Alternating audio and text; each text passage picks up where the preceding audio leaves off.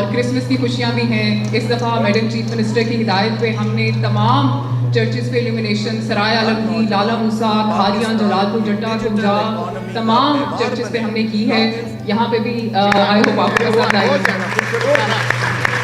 Christmas बाजार भी सजाए हमने। उसके साथ जो बेवा और डिसेबल्ड क्रिश्चियन कम्युनिटी के कुछ मेंबर्स थे उनमें राशन बैग्स की तकसीम भी की हमने। चर्चेस से ही उनकी लिस्ट लेके वो भी फराहम किया। क्रिसमस ग्रांट मैडम की तरफ से आई 15,000 फीकस के हिसाब से कल हमने वो चेक्स भी डिस्ट्रीब्यूट किए।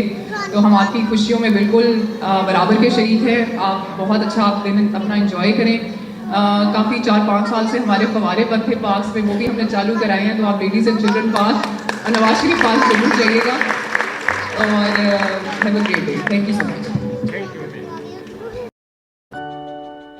आप देख रहे हैं पाक न्यूज, पाकिस्तान की आवाज।